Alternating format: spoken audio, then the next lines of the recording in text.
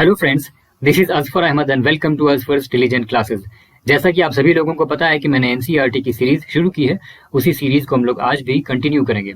शुरुआत मैंने class 6 NCERT history से की थी, जिसके चैप्टर 1 को कंप्लीट किया जा चुका है, 2 हिस्सों में अपलोड किया जा चुका है। आज हम लोग क्लास 6 एनसीईआरटी हिस्ट्री का चैप्टर नंबर 2 शुरू करने जा रहे हैं। ये जो सेशन रहेगा ये दोनों तरह के कैंडिडेट्स के लिए बेनिफिशियल है, चाहे वो हिंदी मीडियम से प्रिपरेशन कर रहे हो या फिर इंग्लिश मीडियम से। ठीक है, चलिए शुरू करते हैं। चैप्टर नंबर 2 का नाम है from hunting gathering to growing food. Okay, Hindi NCERT में इसका नाम दिया गया है आखेट खाद्य संग्रह से भोजन उत्पादन तक। चलिए, इस चैप्टर में ओवरऑल 21 टॉपिक्स हैं, जिसे हम लोग एक एक करके कवर करेंगे एंड डोंट वरी, एक भी टॉपिक आपका छूटेगा नहीं। और इस तरह से इसको प्रेजेंटेशन को बनाया गया है कि आप चाहें तो पॉज करके नोट्स भी प्रिपेयर कर सकते हैं। ठीक है, चलिए शुरू करते हैं। तो इस चैप्टर की जो शुरुआत होती है वो तुषार के ट्रेन जर्नी से होती है। ठीक है, तुषार नाम का एक बच्चा रहता है, उसके ट्रेन जर्नी से ये चैप्टर शुरू होता है। तो क्या हो रहा होता है इस जर्नी में, ये मेंशन किया गया है शुरू में। Tushar was going from Delhi to Chennai. Tushar जो है दिल्ली से चेन्नई जा रहा होता है अपने कजन की शादी में। ठीक है, और वो लोग जो जा रहे होते हैं वो ट्रेन से जा रहे होते हैं। तो क्या आगे मेंशन है कि he had managed to squeeze into the window seat, his nose glued to the glass pane. As he watched trees and houses fly past, his uncle tapped his shoulder and said, तो इसमें क्या हो रहा है कि वो जो है किसी तरह से मैनेज किया विंडो की सीट में। जैसे आपको ही पता है कि जब हम लोग सफ़र कर रहे होते हैं तो हम ये चाह रहे होते हैं कि भाई किस तरह से विंडो वाली सीट हमारी हो। ठीक है, इस तरह से तो विंडो वाली सीट जो है उसे मिल गई। फिर क्या हुआ कि वो जो है बाहर की तरफ देख रहा था, तो पेड़ पौधों को या घर वगैरह को वो पीछे की तरफ जाते हुए देख रहा था। तो उसके जो अंकल साथ में थे ना, उसने उनके शोल्डर पे ऐसे टैप किया और कहा, do you know that trains were first used about 150 years ago and that people began using buses a few decades later. यानी क्या तुम्हें पता है कि ये लगभग 150 साल पहले की बात है कि ट्रेन शुरू हुआ था, इस्तेमाल करना लोगों ने शुरू किया था। और उसके कई डिकेड्स के बाद, यानी डिकेड यूज करते हैं 10 years अगर हमें बताना है ना, तो 1 decade यानी 10 years, तो फ्यू डिकेड्स यानी कई जो है दशक के बाद बसेस वगैरह का इस्तेमाल शुरू हुआ था। तो ये पूछ रहे थे क्या तुम्हें पता है। तो तुषार बहुत चौंका। ठीक है, when people couldn't travel quickly from one place to another, did they spend their entire lives wherever they were born. वो चौंका और उसने ये सवाल किया कि अगर वो क्विकली एक जगह से दूसरी जगह पर नहीं जा सकते थे तो क्या वो अपनी सारी जिंदगी जहां पर वो पैदा होते थे वहीं गुजार देते थे। ओके, तो अब यहाँ से नया टॉपिक शुरू होता है। The earliest people why were they on the move, यानी जो शुरुआती दौर के जो पीपल थे, लोग थे, वो मूव में क्यों रहते थे, एक जगह से दूसरी जगह मूव क्यों करते थे। तो पहला जो पॉइंट है, we know about people who lived in the subcontinent as early as 2 million years ago। यानी हम लोग उस तरह वैसे लोगों के बारे में जानते हैं जो सबकॉन्टिनेंट में कब रहते थे, as early as 2 million years ago। 1 million का मतलब 10 लाख होता है, तो 2 मिलियन का मतलब 20 लाख साल पहले। Today we describe them as hunter gatherers. आज के वक्त में हम लोग उन्हें क्या डिस्क्राइब करते हैं, हंटर गैदरर्स कह के डिस्क्राइब करते हैं। और ये जो नाम आया है ये उनके ग़िज़ा को हासिल करने के तरीके जो उनके होते थे उसकी वजह से ये नाम आया है। Generally they hunted animals, wild animals, caught fish and birds, gathered fruits, roots, nuts, seeds, leaves, stalks and eggs. तो आमतौर पर क्या होता था, वो जानवरों का शिकार करते थे, मछलियाँ पकड़ते थे, बर्ड्स का शिकार करते थे। ठीक है, फ्रूट्स वगैरह, रूट्स वगैरह या नट्स, सीड्स वगैरह ये सब वो इकट्ठा करते थे और इंतज़ाम करते थे अपने खाने का। Why hunter gatherers moved from place to place, और वो एक जगह से दूसरी जगह मूव क्यों करते थे, तो इसके लिए ना 4 रीजंस बताए गए हैं आपकी किताब में। hunter gatherers move from place to place, there are 4 reasons for this। तो पहले 2 रीजन हम लोग देखते हैं, फिर अगला 2 रीजन देखेंगे। तो फर्स्ट ये बताया जा रहा है कि if they had stayed at one place for a long time, अगर एक ही जगह पर वो काफी लंबे वक्त अगर रुक गए तो वहां पर जितनी भी जरूरी चीजें हैं, चाहे वो प्लांट हो या एनिमल हो जिसको वो खाते हों, वो फिनिश हो चुका होता है। इसलिए फिर क्या होता था कि उनको इन सर्च ऑफ फूड जगह बदलनी पड़ती थी, हिजरत करनी पड़ती थी, यानी एक जगह से दूसरी जगह मूव करना पड़ता था। ठीक है, दूसरी वजह यह है कि जो एनिमल्स होते हैं ना, वो एक जगह से दूसरी जगह मूव करते थे। ठीक है, या तो in search of smaller prey, जैसे एक बड़ा जानवर है तो वो छोटे जानवर को खा रहा है, तो जिस छोटे जानवर को वो खाता है अगर वो भी मूव कर रहा है तो उसके पीछे पीछे बड़ा जानवर मूव करता है। ठीक है, in the case of deer and wild cattle in search of grass and leaves, that is why those who hunted had to follow their movements. तो इस तरह से जो उस जानवर को मार कर खाते हैं तो वो उस जानवर की मूवमेंट को वो फॉलो करते हैं। तो अगर वो भागते हुए आगे की तरफ जा रहा है, किसी दूसरी तरफ जा रहा, तो वो भी उसकी तरफ चले जाते हैं। इस तरह से उनकी जगह तो तब्दील हुई ना, तो ये दूसरी वजह है। थर्ड जो रीजन है वो देखते हैं। Plants and trees bear fruit in different seasons. तो जो पेड़ पौधे हैं, तो आपको तो ये बिल्कुल पता है अच्छे से ना कि जो पेड़ों में जो फल आते हैं वो हमेशा नहीं रहते, वो मौसम के हिसाब से आते हैं, मौसम के मुताबिक होते हैं। तो so people may have moved from season two season in search of different kinds of plants. तो इस वजह से वो सीजन टू सीजन अलग अलग जगह पे मूव करते थे इन search of different kinds of plants, अलग अलग मुख्तलिफ किस्म के पेड़ पौधों की तलाश में। फोर्थ जो रीजन है वो देखते हैं। People, plants and animals need water to survive. यानी जो लोग थे उस वक्त, या पेड़ पौधे थे, जानवर जो थे, सभी को पानी तो चाहिए होगा ना सर्वाइव करने के लिए, जिंदा रहने के लिए। Water is found in lakes, streams and rivers. While many rivers and lakes are perennial with water throughout the year. Perennial, हम लोग, पेरेनियल एक्चुअली एक ज्योग्राफिकल वर्ड है जिसका मतलब होता है कि ऐसी नदी जो सालों भर पानी से भरी रहती है, ठीक है। लेकिन कुछ सीजनल रिवर्स वगैरह भी होते हैं जो सीजन के हिसाब से उसमें पानी होता है, अदरवाइज वो फिर सूख जाती हैं। तो आगे बताया जा रहा है कि people living on their banks would have had to go in search of water during the dry seasons, winter और समर। तो जो लोग उस वैसी नदी के किनारे रह रहे होते हैं जहां पर पानी सूख जाता है किसी खास सीजन में, तो फिर वो वहां से मूव करके उस जगह पर जाते हैं, यानी उस नदी के किनारे में जाते हैं, उस बैंक ऑफ द रिवर पे जाते हैं जहां पर पानी अवेलेबल होता है। तो ये 4 रीजंस हैं, दीज आर द 4 रीजंस, ठीक है। Hunter gatherers moved from place to place. चलिए नेक्स्ट जो टॉपिक है, एक सवाल से शुरू होता है, how do we know about these people. उन लोगों के बारे में हमें कैसे मालूम चलता है। तो जाहिर सी बात है, पिछले चैप्टर में भी हम लोगों ने आर्कियोलॉजिस्ट के बारे में थोड़ा सा पढ़ा था, फिर हम लोग देखते हैं। तो फर्स्ट पॉइंट है, archaeologist have found some of the things hunter gatherers made and used.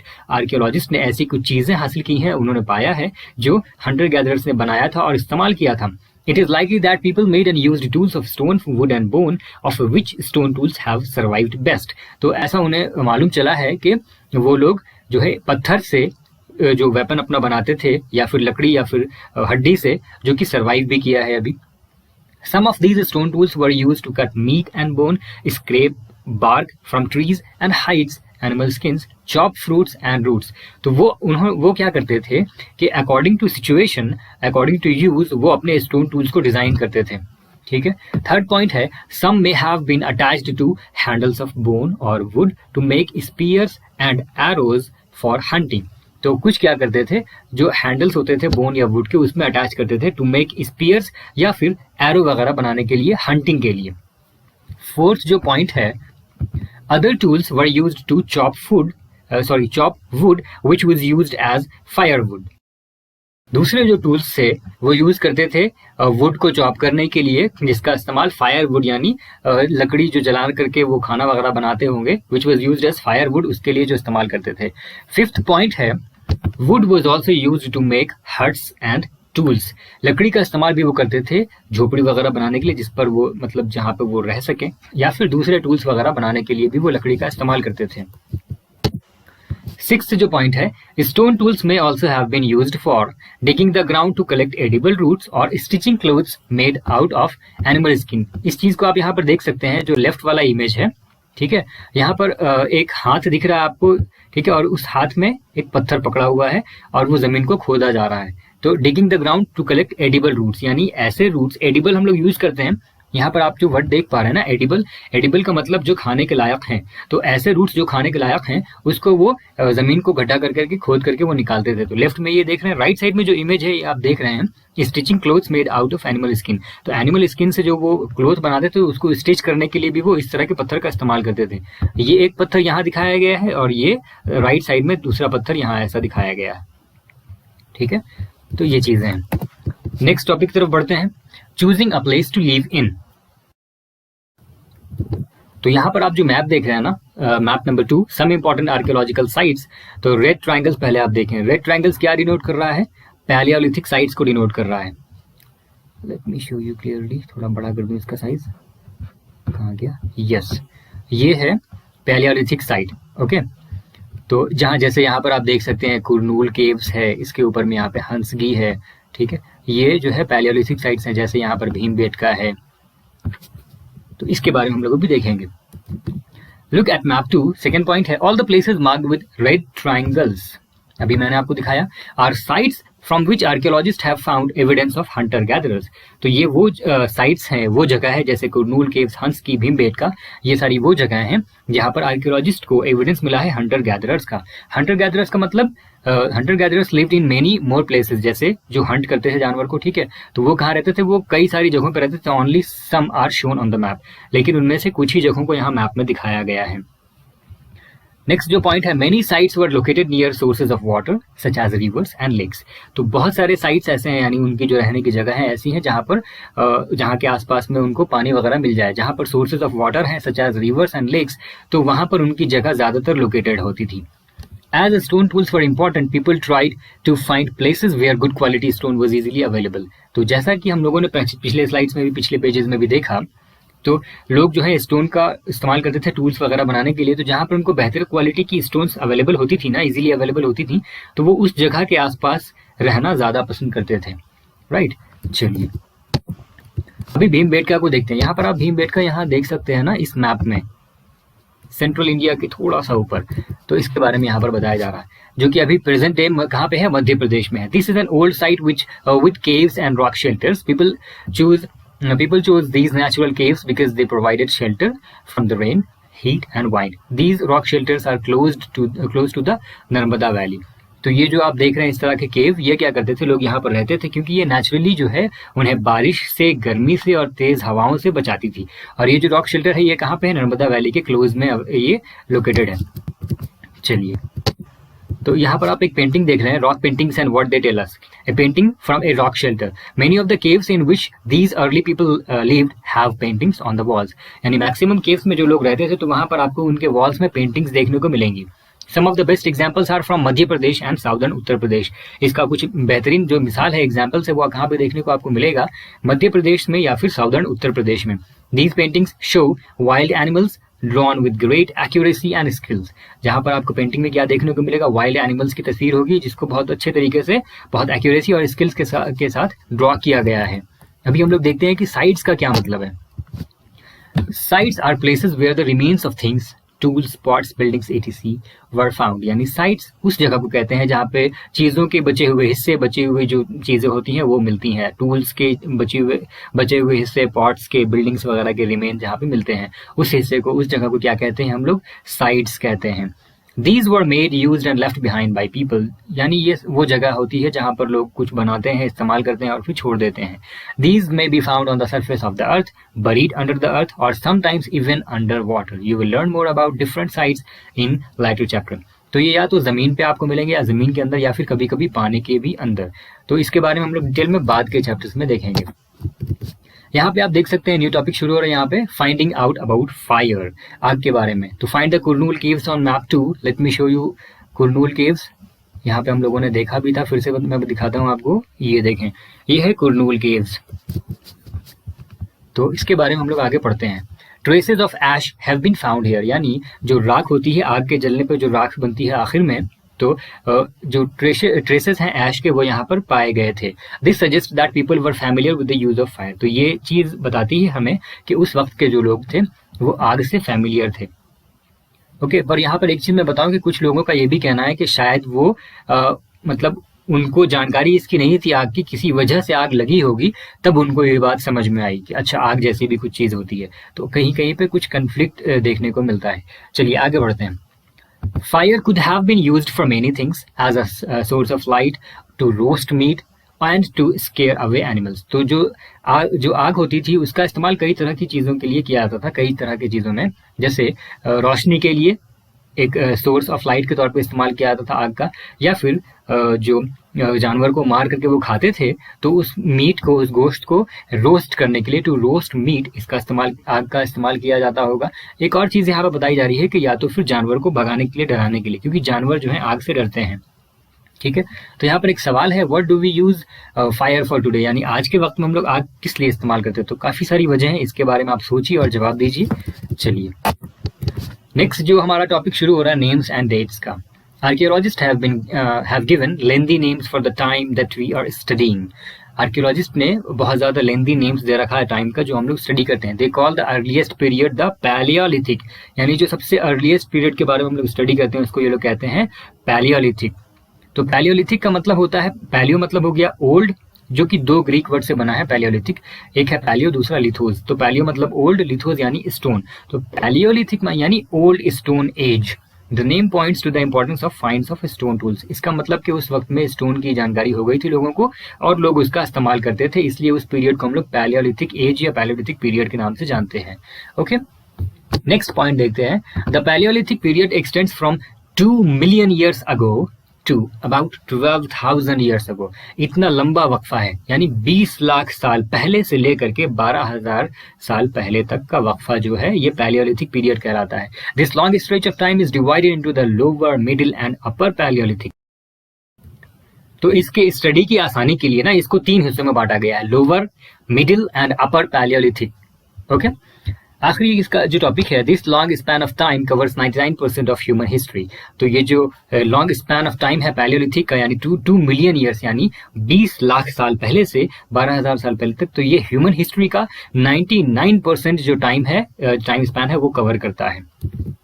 चलिए, अच्छा, कुछ टॉपिक्स, कुछ पॉइंट्स यहाँ भी हैं, देख लेते हैं। The period when we find environmental changes beginning about 12,000 years ago till about 10,000 years ago is called the Mesolithic, middle stone। तो पहला था पैलियोलिथिक, देन है मेसोलिथिक।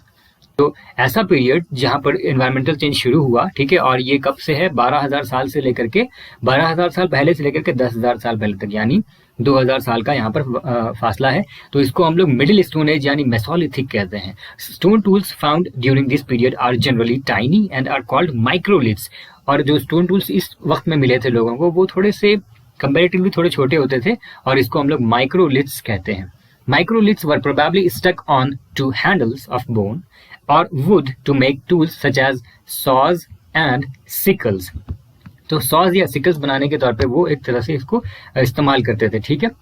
फिर है at the same time older varieties of tools continue to be in use, यानी उस वक्त जो पुराने वक्त में जो चीज़ें बनी हुई थी वो भी वहाँ पर यूज होती थी, पूरी तरह से उससे पहले के वक्त की चीज़ें ख़त्म नहीं हुई थी, ठीक है। नेक्स्ट जो पॉइंट है वो देखते हैं। The next stage from about 10,000 years ago is known as the neolithic. तो हिस्ट्री का अगर हम लोग डिवीजन करें तो इस तरह से है। पहला है पैलियोलिथिक जिसमें 3 डिवीजन है, लोअर, अपर, लोअर, मिडिल, अपर।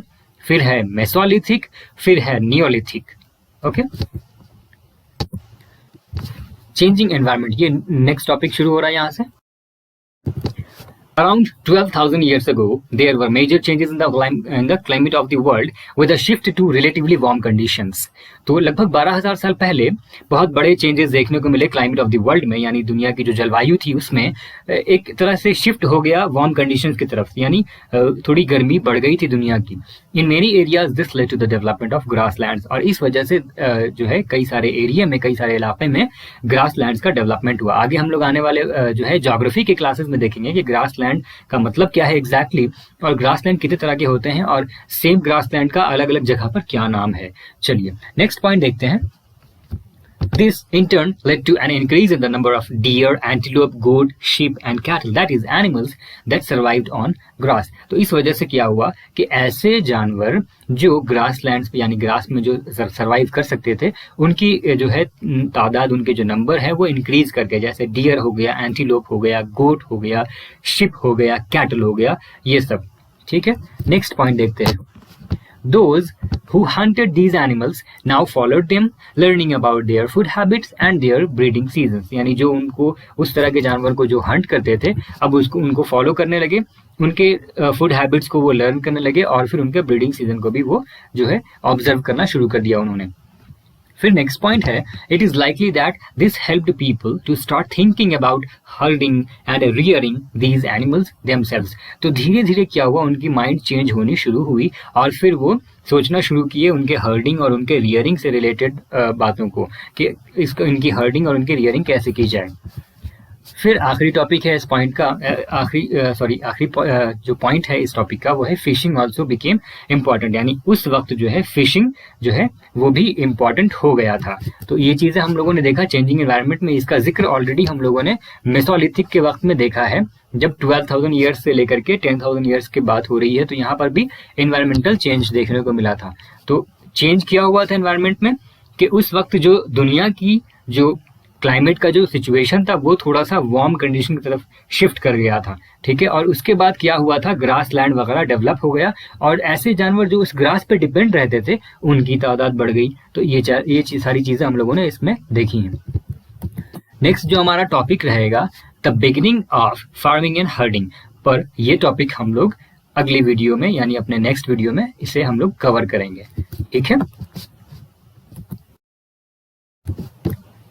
चलिए मिलते हैं फिर नेक्स्ट वीडियो में इसी चैप्टर के साथ, चैप्टर नंबर 2 के साथ। बचे हुए जो टॉपिक्स उसको हम लोग नेक्स्ट वीडियो में कवर करेंगे, ठीक है।